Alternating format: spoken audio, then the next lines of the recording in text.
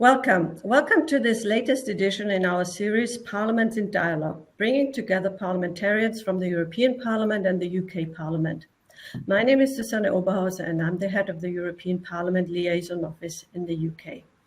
One of our foremost missions is to support strong, effective and mutually beneficial relations between the two parliaments. Over the past 2 years, we have seen relations developing and gathering pace in a forward-looking manner. A parliamentary partnership assembly composed of 70 members of the two parliaments has been set up and had 4 meetings over the last 2 years. But there's also exchange and dialogue on a sectorial level, with specialized committees visiting their counterparts, exchanging practice and information, learning from each other and coordinating approaches. Today, we are very honored to have with us the 2 chairs of the Foreign Affairs Committees, Alicia Kearns from the House of Commons and David McAllister from the European Parliament.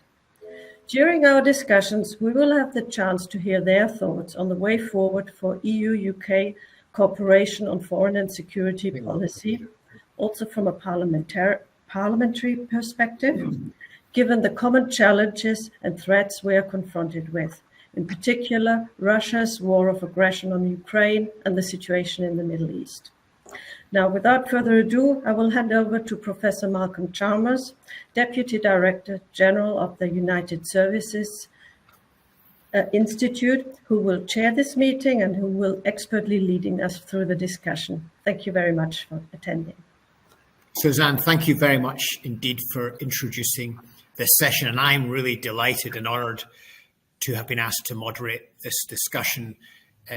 For everybody's information, the discussion is entirely on the record. We're going to start with comments from our 2 speakers, then some questions of my own, and then we'll throw it up open to the audience. So if the audience wishes to write some questions in the chat, then I will endeavour to get to as many of them as possible. And we really have got 2 great speakers to discuss recent foreign policy developments, especially in relation to Russia's war of aggression in Ukraine and how the UK and the EU can cooperate and are cooperating in the effort to combat that aggression and to reverse it. But I hope we also get a chance to talk about future foreign policy cooperation more generally between the UK and the EU. David and Alicia are very much counterparts. David has been in the European Parliament since 2014 and the chair of its Foreign Affairs Committee since 2017. Alicia in the UK Parliament since 2019 and chair of our committee since 2022. And both almost certainly face elections this year, although I guess it's just possible that the British election will not take place until early next year, but we can ask Alicia to speculate on that if she wishes to do so. Both of them, if I may say so, admirable in their capacity to hold their respective authorities to account, which is exactly the job foreign affairs committees should be carrying out. I am personally especially delighted because I have something in common with both our speakers. David, of course, was born in West Berlin to a German mother and Scottish father. His father, I understand, was fortunate to have been born in Glasgow, which is my hometown. So that's great connection there, a real embodiment of the special security relationship there has been since the war between the UK and Germany. And Alicia, of course, is a proud graduate, as I am, of the University of Cambridge, which is the best university in the UK. So it's great to have you both. And without further ado, perhaps I can ask Alicia to get us started. Sure. Well, thank you all ever so much for joining us. I have to apologise in advance. In the UK, we very much have democracy in action, and there will probably be votes during this time. I will actually not have to leave, but I'm afraid if the bell starts ringing, I will mute, and Malcolm, you will have to perform and fill the space because it is incredibly loud. So if the bell starts ringing, I will quickly do that, and I'll hand over to you, Malcolm, before I come back. Okay. But it's a joy to be here because being on the same continent, we work together and it matters that we work together. Even at times of tensions, our shared values and the joint challenges we face mean that we should be coming together in common policies and objectives. The challenges we face are obviously substantial. The rules-based system is very much under threat like never before, and the UK-EU partnership will be pivotal in terms of the defence victory of stopping tyranny and aggression. In terms of Ukraine, this is where things matter most. We have to work together to give Ukraine not just what it needs to survive, but what it needs to win. The UK very much led support for Ukraine globally as an early backer. I remember all the way back in 2016 being sent to Ukraine to help train them how to counter disinformation. I remember being in Ukraine 10 days before the renewed illegal invasion. We have done a lot in terms of the strategic bringing forward of equipment that kind of first across the barrier, whether it be tanks or whether it be long-range missiles. But the EU has provided 81 billion euros in economic and humanitarian support, as well as a further 33 billion in military support. And that is a huge contribution to our shared security. The reality is that Ukraine is fighting for all of us, and I think too often it seems to be forgotten that if Ukraine is not successful, we will see a further march of imperialism across Europe. There were questions when the UK left the European Union as to whether we would continue to stand by our European allies. I think Ukraine has demonstrated exactly that. The UK has shown absolute commitment to European security. We have stood by, we have done everything we can to work with our European allies and actually to push sometimes, and that is important, I think, as a role outside of the EU for us to challenge our European partners when needed. And that's why it's so important that we move past some of the minor disagreements that we had post-Brexit and focus on maximising our shared security. As the EU kicks off its 14th round of negotiations on sanctions against Russia, we do want to see movement on the seizure of Russian state assets. And this is somewhere where the UK has been very clear. We want to move forward on this. It's not easy. We have very complex property laws in the UK, but we can move forward. And actually, with the NATO summit coming up in DC, I would really like to see particularly the interest being seized. Let's get that money. It's about 4 billion euros, and let's spend it on defence of Ukraine. It is only logical that you seize the assets of the invader in defence of the innocent, and we have done this before with Iraq and Kuwait, albeit we did have a UN Security Council resolution. The recent action taken by countries like Czechia to procure munitions globally for Ukraine shows how states with a determination can make a huge difference with the drive they have. So I think the Czech mindset of yes, we can and yes, we will was evident across Europe in the early days of the war, and we need to make sure that that is maintained. And I don't think we should underplay, the Zeitenwende in Germany, for example, or the way that, for example, we've seen Macron move from a position of we must not humiliate Putin to recognizing that Russia must lose. It does matter, particularly when you see Putin trying to rewrite history. The truth is a core and fundamental part of the battle that is being waged, and we need to make sure that it is clear when the history books are written that Ukraine was an innocent country that was invaded by a neighbour, an imperialistic neighbour. When it comes to Indo-Pacific, again, there are values and priorities where we need to work together. Our policies don't always join up in the most consistent manner when it comes to Indo-Pacific, and that's where the UK and the EU can work closer together to do that. For example, we're seeing an increasing amount of dual technology passed from China to Russia being ended up and deployed in Ukraine. The UK and the EU should be working far harder together to set enforceable red lines on Chinese support for Russia. That's somewhere where we have failed to act. I also believe with the American election on the horizon, Europe as a whole has to demonstrate increased security engagement, not just in Indo-Pacific as a valued partner, but particularly in Europe. And I think there's also a bit of hardcore reality check, which is that should the worst happen in the South China Seas, should we see Xi Jinping attempt to create the Great Rejuvenation, we will have to step up in Europe. We will have to lead the defense of Europe should there be a continuing war over Ukraine. The reality is it will be Japan, Korea, Australia and the US who step up to defend the rights and freedoms of those people in Taiwan. And therefore the UK and the EU will be fundamental to shoring up freedoms in Europe. The UK obviously has launched AUKUS. We will continue to play a key role in the Indo-Pacific, but we do need to have a reality check as to what the US would expect of us and also what we should expect of ourselves. An area where I think I have personal disagreements and frustrations with the EU is the Western Balkans. So the UK has withdrawn itself from the Quint when it comes to the approach on Kosovo. But I think that is where the UK can play a role, working in partnership with the EU, but as a challenge function where we say, well, perhaps we could be doing things differently.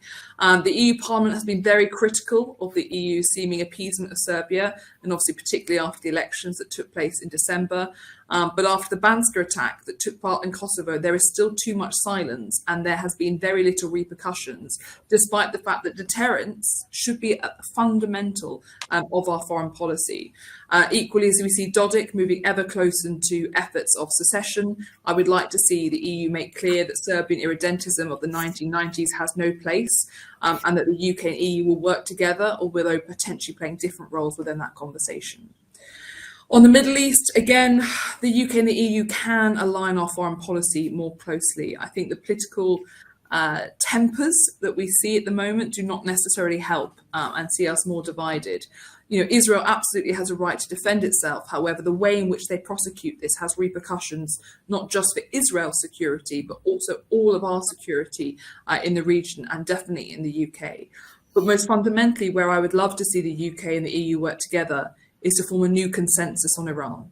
For too long, we have allowed the compartmentalization of the threats emanating from Iran, whether it be the nuclear program, whether it be transnational repression, whether it be arming of militias, all the way through to the femicide taking place within Iran. I think we need a new consensus, a new discussion, not just the UK and the EU on their own. And we need to work together to identify where we can limit and contain the worst excesses of the threats that make our people less safe. But I think overall, the UK and the EU's interests fundamentally align when it comes to foreign policy. And many of those differences are actually inconsequential and on a bilateral basis, not on an EU-UK basis. So I think it's really important that we make sure that we stand together, because whether on Ukraine, whether on the Indo-Pacific or whether on the Middle East, success or failure will be felt equally hard on both sides of the channel. I do think we have finally moved to a point where the start of conversations between the UK parliamentarians and EU parliamentarians does not start with Brexit. That is a good thing. We should be focused on the things where we want to achieve success, where we want to move forward together. But there is a lot further to go. So I look forward to hearing David's views, but moreover, the discussion that we can have from there. Thank you very much indeed, Alicia. Really masterful survey of so many issues, but raising some really interesting questions, which David may want to respond to, but I'm sure will come up in discussion. So, David, over to you. Well, thank you very much. Thank you very much for inviting me to discuss the current state of EU-UK relations with regard to our cooperation on foreign affairs and security-related matters.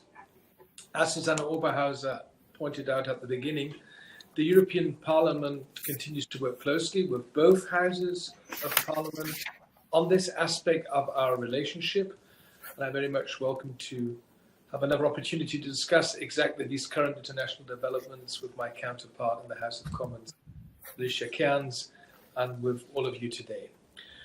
What we are witnessing right now is nothing short of a fundamental geopolitical shift. On 24th of February 2022, war returned to the European continent, and of course the international environment has become even more volatile since then. Therefore, I would underline what Alicia Kearns said. EU-UK cooperation on foreign and security policy has rarely been more important.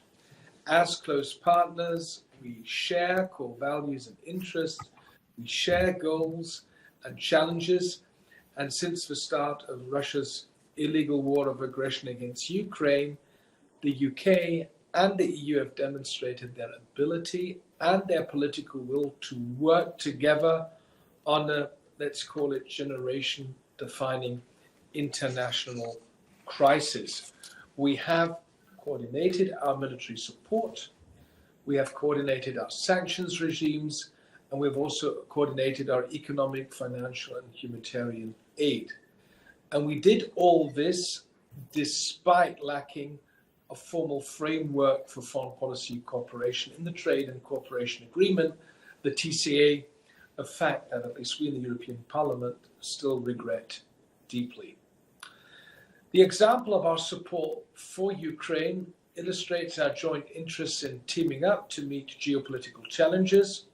my hope remains that the living nature of the TCA will allow us to work towards a more formal and a more institutionalized cooperation on defense and security matters in the future. The Windsor Framework has created a constructive atmosphere for exploring the potential of doing exactly so. What we have started through structured dialogues on cybersecurity and counterterrorism should in future also include crisis management operations and peace building, and yes, military cooperation. I believe, for example, that the parallel development of a new combat air system is inefficient. This could be dealt with by merging projects, by pooling our resources, while also cooperating more closely on military mobility, mutual security and defense initiatives. I will not touch upon all the international hotspots Alicia Kearns mentioned. I see a lot of common views, common approaches between the European Union and the United Kingdom. We might have some different views on certain aspects, but all in all, I think we have shown what potential we have.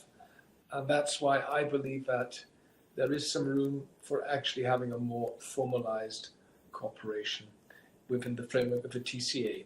A final point, the European political community, the EPC, is becoming an essential platform for strengthening our cooperation with international partners and also exploring ways to make Europe a genuine political actor. It's up to the UK to host the next EPC meeting in July. I hope that this next meeting will present another opportunity to freely exchange views on our future partnership, and that we can discuss not only the direction the European Union is going, but our entire continent. And now I look forward to discussing all these ideas more closely with you. Thank you. David, thank you very much indeed. Maybe I could start by just raising one of the issues you've raised, David, with Alicia directly. So, David, you suggested, you offered your hope that the UK and the EU could move towards what I think you called a more formal and institutionalised relationship in relation to foreign security policy. So I wonder, Alicia, whether you could reflect on whether the mood on that is changing in the UK, both in your political party and I guess in the Labour Party, which has, I think, David Lammy has been talking about that in the last day or two. So is the mood changing on that or not? So I think the mood definitely divides along party political lines on this. So we actually held a hearing on this, I think back in, I want to say January or December, where we discussed it and we had evidence at my committee. And the people giving evidence were completely down the line. They were completely divided as to what the benefits were. So I think, look, there are some people who are still bruised following Brexit who would inherently rail against the idea of a formal agreement. I put myself in the box of not being entirely convinced as to what the outcomes would be. But I also put myself of being the person who said to James Cleverly, you must go to Brussels. You know, it is really important. I want to see you in Brussels every quarter. I want to see the Foreign Secretary doing that. You know, David Cameron, I want to see him doing the same thing. So for me, it's all about dialogue, absolutely in terms of structured dialogue, so that's not a problem at all. Importance of us having exchanges. But in terms of formal agreement, what's interesting is that the Labour Party have struggled as yet to explain what that would look like and what that means and ultimately what the benefits of it would be. And the evidence we heard was definitely divided on it. So I think, look, it would send a signal, it would send a message, but would it fundamentally transform the way in which the UK engages or commits to foreign policy? It might, again, create that space for structured dialogues. But so I remain unconvinced at this point of time as to what the benefits would be. But I very much recognise that also in diplomacy, if your partners are asking very strongly for something, you need to have that conversation to see whether there are benefits that perhaps you're not aware of or that might just be core and fundamental to the relationship. And David, you very much reflected your own view, and I think the view of your European Parliament colleagues. But how far would the European Union as a whole, including its member states, be prepared to go if the UK showed more interest in a formal relationship? What would be the limits to a third party getting involved in a more formal relationship? Well, Alicia was just referring to in diplomacy, you need to listen carefully to what the other side is asking for. Well, in dancing, you need to have a little tango. I believe that this would be beneficial for both sides, but obviously, in the moment, we're not there.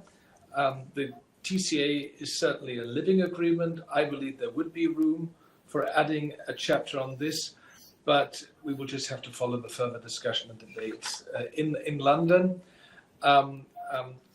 We have shown that, especially in our support for Ukraine, and let me at this stage just really commend the incredible good work the UK government has done in the last 2 years, and we have shown that we are able to work closely together on such important matters. So it shows that we can also do this in a more formal way, but on the other hand, we have also shown that we can do it without having these formal structures. I just believe that there are many things where we would like to have a closer cooperation with the United Kingdom. I'll give you one example. European security and defence will be the key topic for the next 5 years in the European Union. What can we do as Europeans to strengthen our own security and defence? What can we do to strengthen the European column, the European part within the NATO framework? And there are many offers where we could also see closer cooperation with the British side. One positive example is that the British have now decided to join the PESCO project, the military mobility, and that shows that also on the UK side, things are moving in the right direction. A final point I wanted to say, because rightly so, Professor Chalmers, you said, let's not start, or Alicia said, let's not start only debating Brexit. I believe that also the Windsor framework has calmed down a lot of the debate. It's created a constructive atmosphere for now trying to move forward. And now I think the UK will have to wait for the European elections, and we in the European Union will certainly carefully observe the outcome of the next British parliamentary elections. David, maybe I could just follow on with one of the issues which Alicia raised, and she expressed some disappointment, I think, in terms of UK-EU cooperation on the Western Balkans. Is there such disappointment in the European Parliament, or indeed the EU more generally? How far would the EU welcome a more active UK role in the Western Balkans? Well, I think we're in the same camp here. The stability of the Western Balkans is a matter of peace and security, not only for the region, but for the entire European continent. The Western Balkans are confronting challenges arising from malign foreign interference and disinformation campaigns.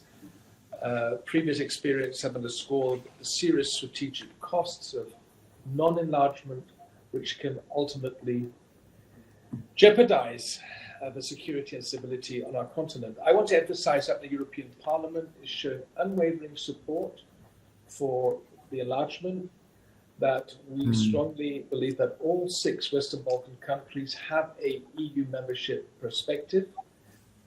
We are of the opinion that the European Union would remain incomplete without the Western Balkan countries. But of course, in the end, it's up to the Western Balkan countries to actually fulfill all the necessary conditions. All 6 countries are traveling towards EU membership, but some are doing more progress than others. Just yesterday, we had, for instance, the new Prime Minister of Montenegro in the Foreign Affairs Committee of the European Parliament. And I think cross-party lines, we were happy to feel a new momentum, a new positive atmosphere in Podgorica. On the other hand, we are disappointed to see that, for instance, when it comes to the alignment on foreign security-related issues, Serbia has not made a progress, quite the contrary. And a final point, and this is where we also need the UK on board, EU and NATO need to cooperate better in the Western Balkans, and I think that the UK could play a pivotal role in the region through its expertise on strategic communications. And we should be rejoining EUFOR. And I'm deeply frustrated. I think EUFOR, for me, is one of the casualties potentially of Brexit, is that there are too many people who seem to misunderstand that EUFOR is not just an EU organisation. Chile, Turkey are both in it. And so for me in the Balkans, I feel frustrated, although we've made enormous progress as the UK on the Balkans over the last 4 years, whether it be a new sanctions regime on Bosnia, or whether it be the troops that we surged into Kosovo after the Banska attack. However, EUFOR, we should be rejoining in Bosnia without question.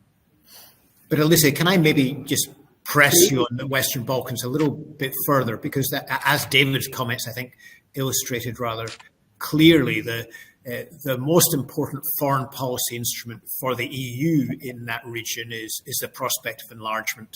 Yes. Money that goes with it, the norm setting that goes with it. And the UK... Oh no, we've lost Malcolm. UK have a supplementary role in regard to not the security side, but more the economic and development assistance side in relationship to the Western Balkans. Yes, so I think without question, the UK has a big role to play. Look, the biggest investor in Serbia is Rio Tinto, and equally in Bosnia. Look, there is no question. The bell isn't too loud, so I'm going to keep going unless that's frustrating to people. But essentially, yes, there is a lot we can do economically, but also the things the UK is particularly good at is media freedom.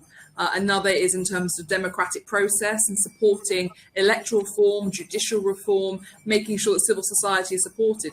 These are all strengths of ours that we absolutely should and are trying to bring to the Balkans. But it's also very important that when it talks about that economics, Serbia currently receives, I think, 60% of all EU funds to the region. And yet there are 6 countries in the Balkans. It seems disproportionate the amount of economic funding that is being received when in response you haven't seen, for example, Serbia is the only EU accession country that hasn't joined in sanctions against Russia for Ukraine. I think there needs to be more flexibility within the EU response to recognise that when there are not, and David's right, too many countries haven't fully committed as yet to the accession process, Serbia obviously being the least. We do need to see responsiveness, and yet we are currently in a situation where Kosovo is under measures from the EU and Serbia is not. So I think it's a very difficult one, but I will say the EU has been very critical of the electoral concerns in Serbia in December, and I think that was a very positive shift that we have seen. I'm very happy for the UK to be a more critical voice when it comes to the Balkans, because that also gives the EU more space, because the EU can say, well, we're not as far out as the UK. We're not being as critical of you as the UK is. We all have different roles to play, and bad cop in the Balkans, if that's our role, then that's our role. So what I'm really keen is for the Quint, for the EU to say to the UK, this is where we need you to push so that we can be the good guys, because ultimately we do want to see the Balkans countries all in the EU. We want to see that stronger, secure future for them that the EU can provide. Alicia, I think that's great, and I think that the idea of the UK as the bad cop in Western Balkans is something I will remember.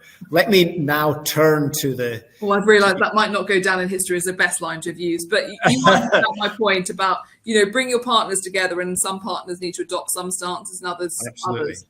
Absolutely. No, I speak partly in jest. So let me turn to the questions. We're now getting quite a number of questions coming through from our great online audience. And the first one I've got is from Lukasz Wick, who asks, what role can NATO play when it comes to the EU-UK relations, or indeed the bilateral relations between EU member states that are in NATO and the UK? Why don't I start with David?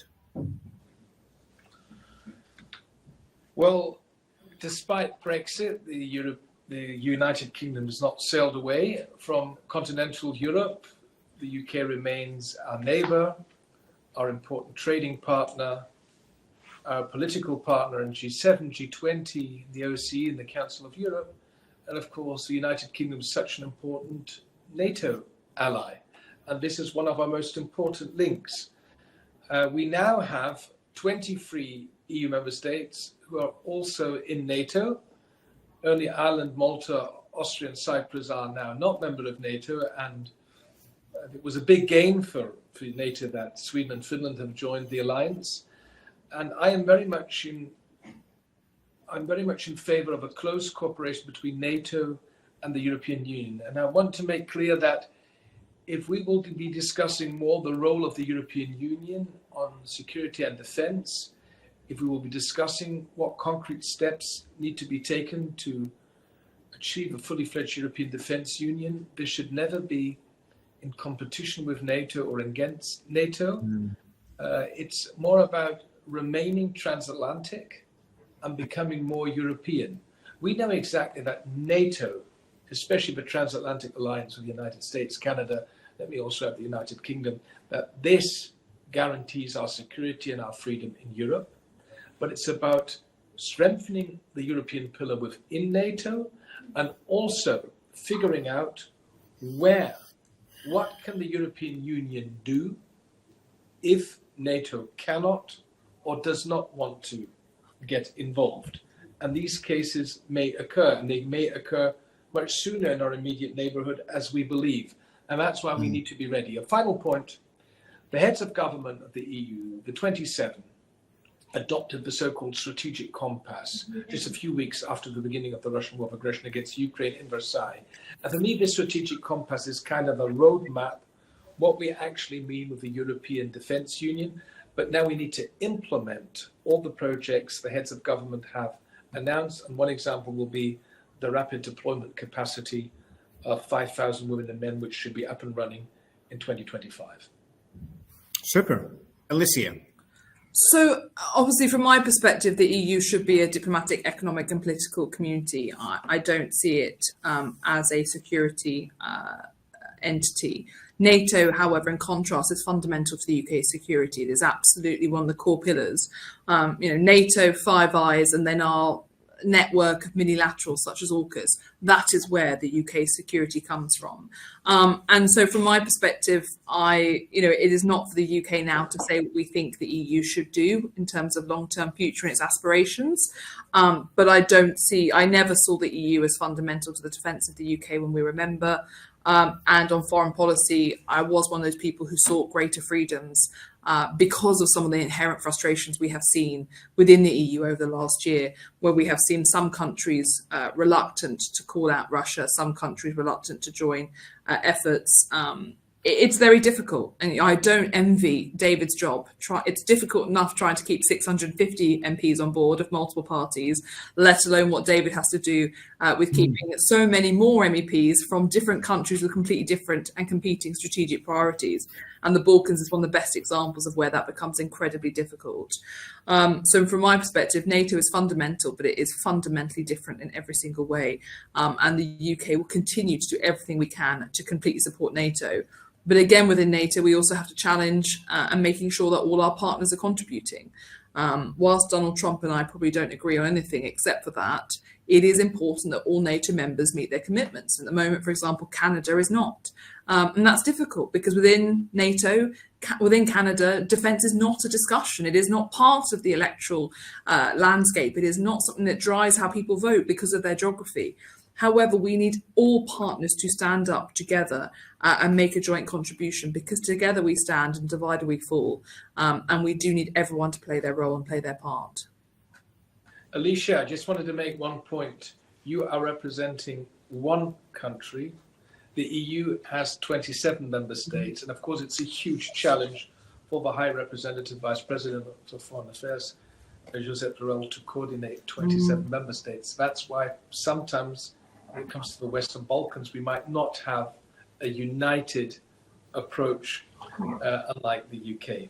And a final point, we always heard and understood the British criticism of a closer cooperation on security and defence in the European Union. Since you have left, we have decided to move forward on this. But we always, as long as you were on board, respected that you had a different opinion. Very good. Let us turn to another question, which is from Robert Moorland, who asks, do you consider that there should be more cooperation regarding the current crisis in the Middle East? Alicia. I mean, it's probably a better one for David to comment on, because he'll know better the nuances of the different approaches taken by different European countries. I mean, I think we're seeing a lot of division across Europe, and I include UK within that when I talk about Europe, in terms of what the response should be and how it should be handled. This is an incredibly difficult topic that uniquely, unlike many other foreign policy issues, really affects the domestic climate and the domestic conversation as well. We do need to see unity on a political solution being the way that we end this crisis. We need to see absolute clarity that a two-state solution where the people of Israel and the people of Palestine can live in security. And I think the only positive that we can take from last weekend in Iran's attack on Israel is that we saw an incredible level of unity. And the fact that Saudi Arabia and Jordan were willing to not only, of course, defend their own airspaces, but defend Israel, shows how deep the will is for normalization and how deep the will is for an Israel that has a secure future within the Middle East. So we have to make sure we now double down on that political community, on having a contact group for Palestine that work together, that push us towards progress, that we work towards a political solution that is a two-state solution, and that we are completely united on that. But also that we are a joint voice and a fair voice when it comes to international humanitarian law being upheld. Because there is a risk that the EU and the UK, when we talk about people, we had a hearing yesterday on the UN and multilaterals, people feel that multilateral system is letting down certain parts of the world, that we are only interested in justice in certain parts of the world. Now, I would be very robust in my challenge against that. Many of the countries who've been very outspoken on their views in terms of Israel were silent when it came to Ukraine. So I'm going to give it tough back. You don't get to call out hypocrisy when it comes to one part of the world if you yourself have been silent for 2 years while Ukrainians have been being murdered. However, we have to, as the UK and EU, work together to make sure that in all the world, we are seeing as a fair arbiter who upholds the rules-based system regardless of the situation in which we find ourselves. And I think we are struggling a little bit on that at the moment. And David, is the EU struggling as well? I don't really have nothing much to add to what Alicia just said. I would say also we are closely coordinating our policy towards the huge crisis in the Middle East. Just like the UK, the 27 EU member states believe that in the end, the two-state solution remains the only option for sustainable peace between Israelis and Palestinians. Two-state solution in the borders of 1967 with Jerusalem as a shared capital. There's no long-term alternative to it. We have shown solidarity with Israel, but we have also called on our Israeli partners that we have to urgently do something to deal with the looming risk of mass starvation in Gaza. And that's why we, as European Parliament, have called for a permanent ceasefire. So I think that we are closely coordinating this. David Cameron is always in close contact with the German Foreign Minister, for instance, and with others. And I would like to thank the UK for this closely cooperated position. And the final point, let me just say that the European Union is following closely the military response Operation Prosperity Guardian in the Red Sea, led by the United States and the United Kingdom. And let me thank the US and the UK, our allies and partners, for what they are doing in the Red Sea. And let me also thank the British contribution in defending Israel Saturday night when this outrageous drone attack from Iran started. Thank you very much indeed. David, there's another question here on a different subject from John Stone, who has said, quote, "There was a report in The Guardian this morning suggesting Labour might seek for the UK to attend EU Foreign Affairs Council meetings as part of a future joint foreign policy framework. Would this be plausible and or desirable?" Well, the EU foreign ministers meet in the format of the EU 27 because they have the European Union foreign ministers, and until 2020, the UK foreign minister was always sitting around the table. And when they meet in the informal formats, as chair, I also attend the meetings. So if you want to sit around the table on a regular basis, always, then it's always better to be a member of the European Union. But nonetheless, what we do is that we often invite foreign ministers of like-minded partners or special groups. For instance, the 6 Western Balkan foreign ministers are often invited to attend our meetings. Same might apply to the Turkish foreign minister, who's invited on a regular basis, or let's think of the Norwegian foreign minister. One thing is sure, that I believe that the more we sit together and the more we also have a close cooperation with the UK Foreign Secretary, the better that is. Alicia? Well, look, I think you can't just suddenly expect to have equal rights to what you had before you left the club. I think we have to have a reality check here that if the EU wants to invite us to particular meetings, then of course we should look to accept, engagement is important, dialogue is important, but at the same time we are outside of the EU now. We cannot just expect to be given a place at the table. So I think you have to have a sensible approach to this, but as David said, wherever possible, if we can work together, we should. And so from the UK, it should not be an absolutely no, we should not attend, but it should also not be an expectation that we will just be invited to be there for every single meeting. So I think David's approach of having a realistic and open one is the right one, but also grounded in the reality of the situation in which we are. Very good. So we have another question from. There's a little bit of a glitch there. Alicia, John Stone has another question, which again is popular amongst our listeners. So let me put it to you first, and then to David, to whom I guess in many ways it's especially relevant. But the question is this. The European People's Party manifesto suggests the creation of a European Security Council with the UK and countries like Norway and Switzerland included. Alicia, from a UK point of view, is this a good idea, and is it likely to happen?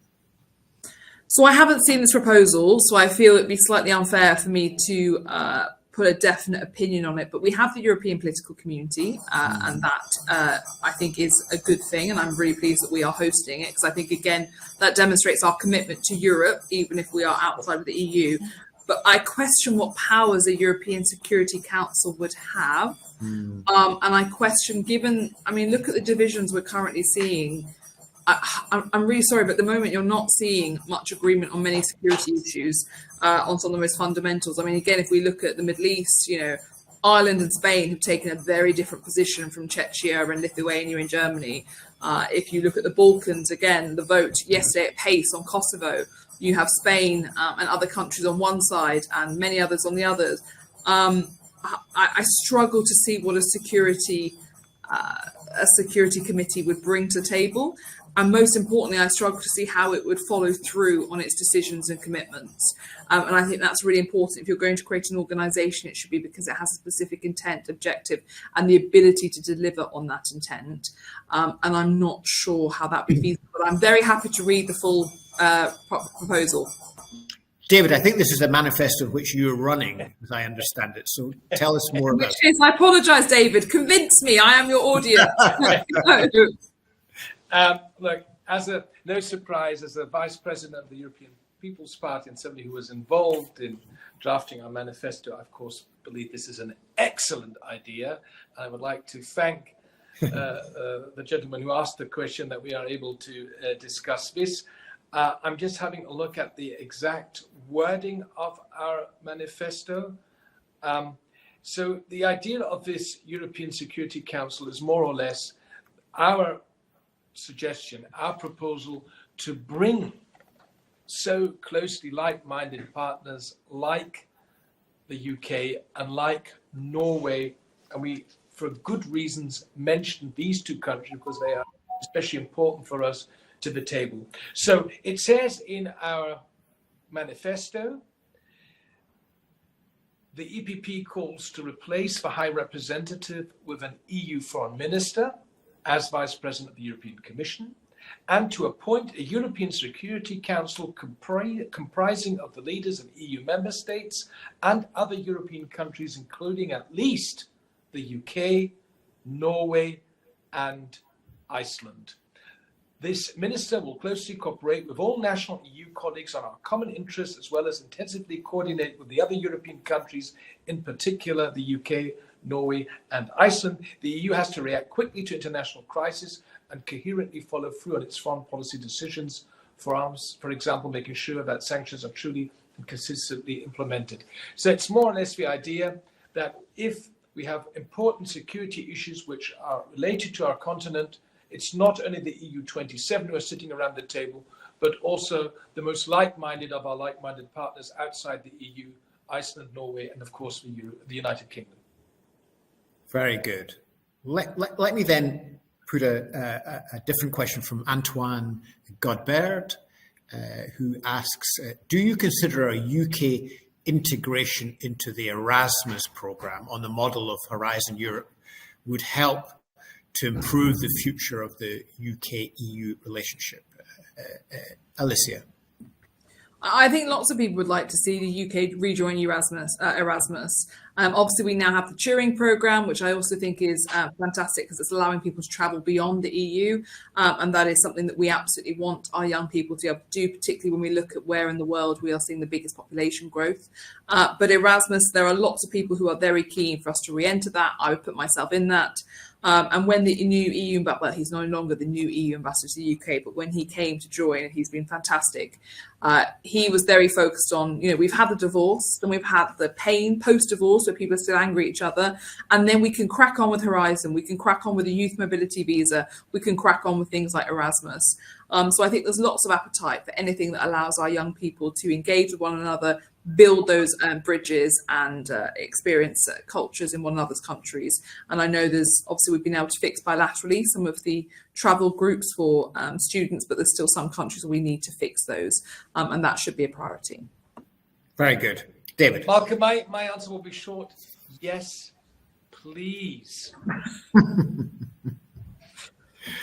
Very good. Let's see the next question we've got from Lucio Menin, who asks, I want to ask about the status of EU nationals who have been given settled status while in the UK.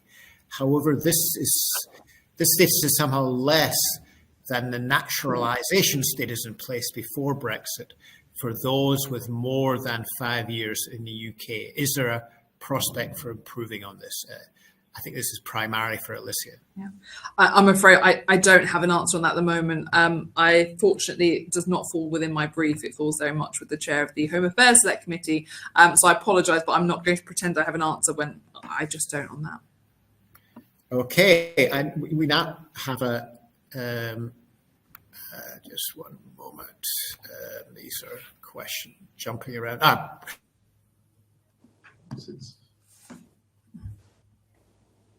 Are the two speakers happy with the amount of information and scrutiny their respective parliaments have regarding developments in UK-EU relations? David. I would say yes. We have an excellent cooperation with Maroš Šefčovič, who, as the Vice President of the European Commission, is in charge of dealing with the United Kingdom. We have set up the so-called UK contact group, where representatives of the most relevant committees in dealing with the UK and representatives of political groups are sitting around the table.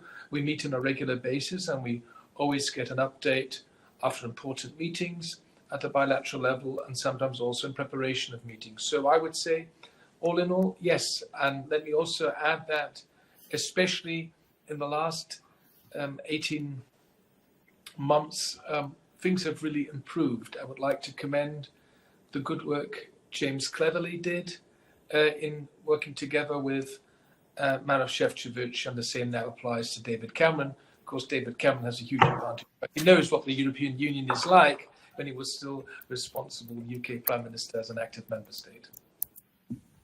I agree entirely. I think, we on our committee, as you heard, did an inquiry into the future of the UK's relationship with the EU. I think at the end of last year, started this year. We also have the European Scrutiny Committee as well within Parliament, and we also have a Lords Committee that look at this as well.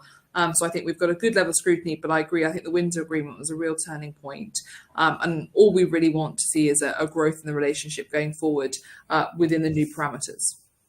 Let me also mention the first implementation report of the EU-UK TCA, which the European Parliament adopted a couple of months ago, which from my point of view is the first real thorough analysis, at least from the European Parliament side, where we are, what's going well, and where we still have room for improvement.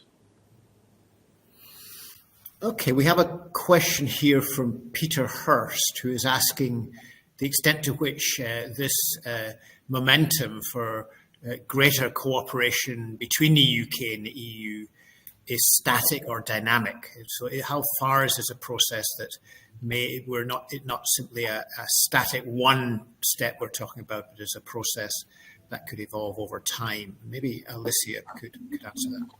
I think it's incredibly dynamic because we don't know what the end is going to be, the end state is going to be.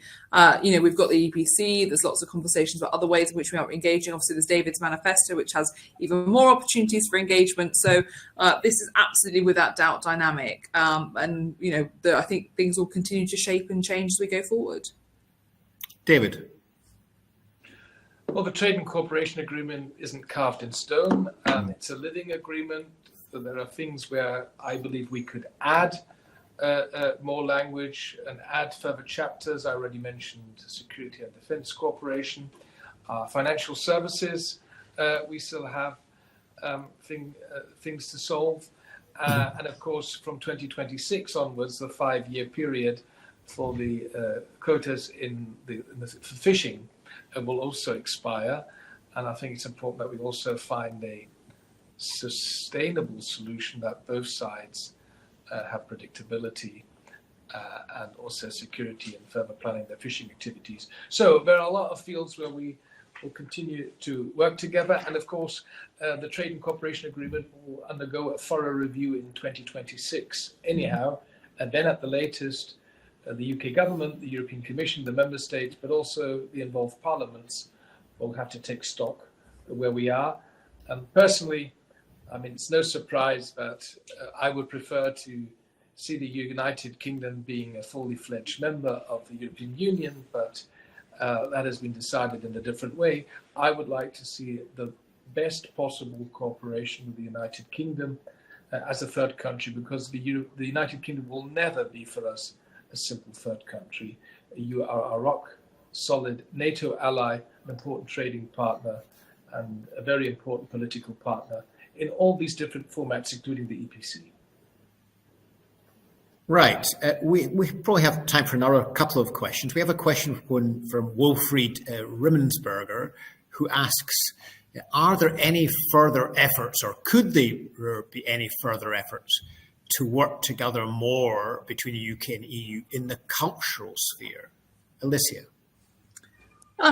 I don't see why not. I mean, look, we have many cultural exchanges. We've touched on Erasmus, which obviously fundamentally, whilst it's an education exchange, is also a cultural exchange. I want to see a continued growth of the education of more languages in the UK, and that includes EU languages. So I think cultural exchange is incredibly important. But also, I think not everything is the place of government. But perhaps that's an ideological view, of course, of my own. I believe in a small state. But I think we have strong civil society. We have strong cultural societies. We have amazing institutions like the Goethe Institute, for example, and others who go around doing amazing cultural programs. The British Council, obviously, as well, and our own embassies. So I think, yes, there's lots of space for cultural engagement, but I don't think that should be really necessarily led by governments themselves. David? Just to add, first of all, of course, Erasmus Plus. I believe that it would be a wise move that the UK returns to the Erasmus Plus program. That would be beneficial for both sides.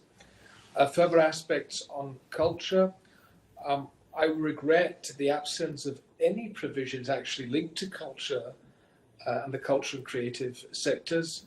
In the TCA, following the UK's withdrawal from the EU and the end of UK participation in free movement, we know that there are administrative obstacles touring artists are facing, especially for emerging and independent artists.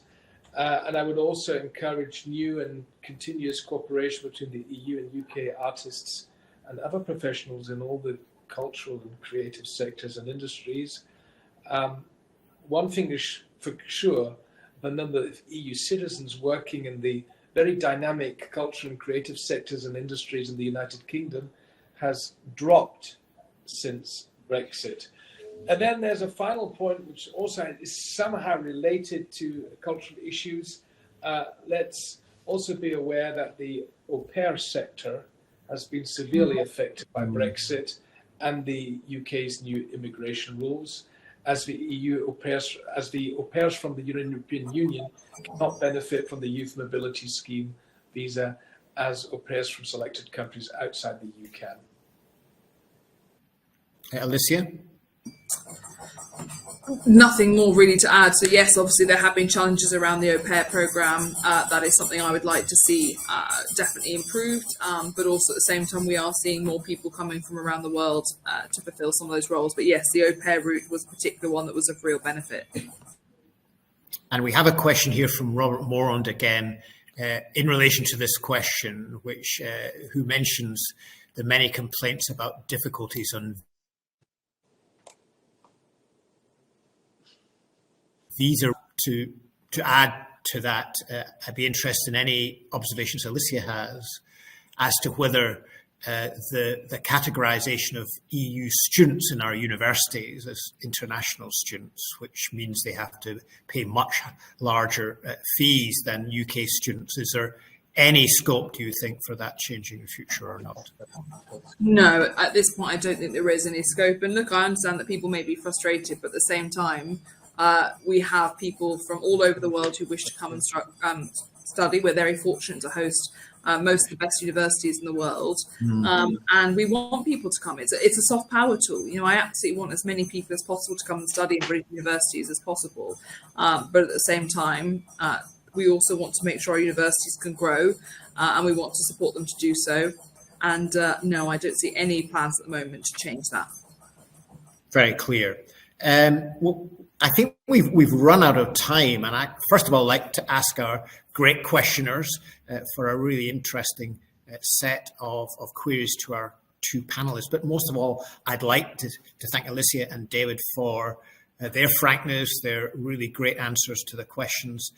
I find that they're not remarkable, but it's very striking how often the answers are, we really agree on this question and we really agree on that question. And of course, as democracies, we're going to discuss these issues, but precisely because we're democracies and we have got so much in common, we have realized, not least at this moment after Russia's full-scale invasion of Ukraine, how much we have in common, and we need to cooperate if we're both the UK and the EU are to survive and prosper. And I think there's a really good illustration of that in our debate. And I'm sure this discussion about how the EU and the UK should cooperate in future in foreign security policy and more generally is going to be an important element of the politics of the EU and the UK for many years to come, because it's in our interest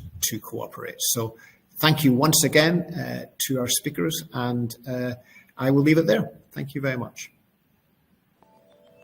Bye.